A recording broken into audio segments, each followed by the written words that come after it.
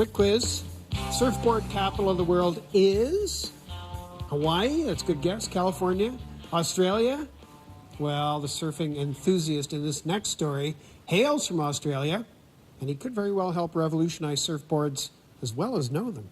That's right. He may be young, but he was always frustrated by the fact that different board shapes are specifically designed for specific kind of waves. And without knowing what, weather conditions are like on a given day, that could mean taking a lot of surfboards to the beach when all you really need is one. That's right. But can one surfboard do the work of 3 or 4? With a little bit of work, you bet it can. Oh, that looks good, mate. Look. We can go out over there. Jared Smith has been surfing with his dad, Max, for as long as he can remember. He's been going in the water since he was about 2 or 3. They have dozens of surfboards, one for every kind of wave. Which one do you think, mate? Probably this one. And I'll take this one. There's so many different types of boards, and you need to suit your board to the surf conditions in order to perform your best.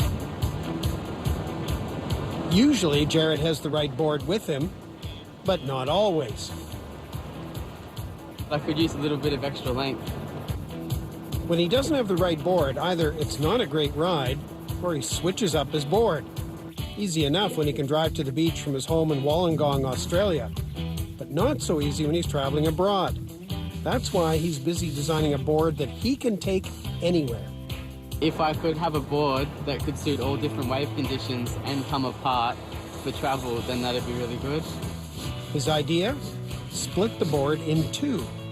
Yeah, and if you're not sure of the conditions on the day, you wouldn't have to bring like 5 different boards. Say you lived a little bit distance from the beach, you could just bring a couple of tails and have a longer or shorter board. But his dad wasn't sure that was such a good idea. I thought it wasn't going to work at all. Well, we thought that once you cut a board, you couldn't put it back together again and make it work. It would always have that flex in it.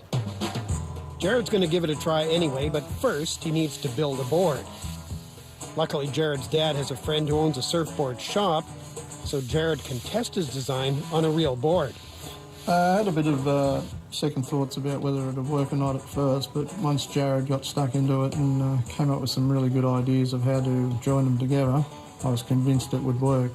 Whereabouts do you usually have it now? At 45 centimetres, I think. 45? Jared's idea, cut the board about 3/4 of the way down. The nose of the board's not actually touching the water when you're riding, so the main part that affects the performance is the bottom half. There are essentially 4 different kinds of bottoms, or tails, used for surfing. Here we've got a rounded square tail. It's the most popular type of tail at the moment because it goes well in all conditions. As you can see, it's a rounded square. Here we've got a round tail, the swallowtail. This is also heaps popular. It's shaped like a V and it releases the water out quicker. You can do looser turns. Yeah, it's a very popular tail. And here we've got the pintail. It comes to a point in the end. It's for more bigger barreling waves. They have it on big wave surfers because the board sticks into the wave more so you don't slide out.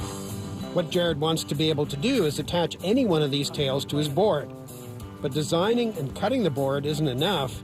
He needs a joint that's strong enough but light enough to hold up under heavy surf conditions. These are all the prototype and models from the early development stages. This is the first mortise and tenon joint model, just made out of styrofoam. This is when I was experimenting with cutting on an angle, but as you can see, it didn't turn out too well. It was really dodgy. And here I was going to have twin mortise and tenons with two bars that go in instead of just one, but I didn't like that idea after a while either. Jared needs to put the joints through several tests to make sure they won't snap under pressure. I did heaps of testing with like stacking bricks on joins, taking it out in the surf, hitting it with hammers and stuff. Quite a few did snap. Luckily, Dad's there to clean up the mess. Yeah, the broom was one of my major things I had to do each time. He'd finish up and then go upstairs and lay on his bed, either frustrated or happy at what he's done, and then I'd put everything away and get things ready for next time. Jared's finally found a joint that works. All right, so this is the main part. It's a carbon and fibre and Kevlar composite fabric mortise and tenon join.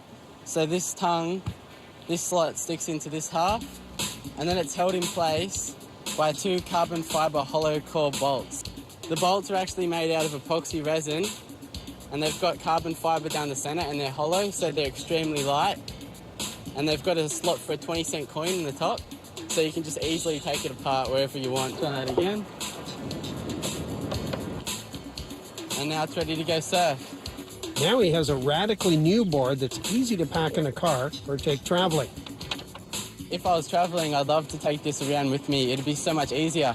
I could just fit it in a 4-foot carry case. I might even be able to fit it in my hand luggage.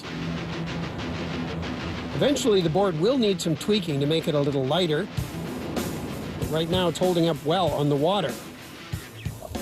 And Jared is ready for whatever the surf can throw at him.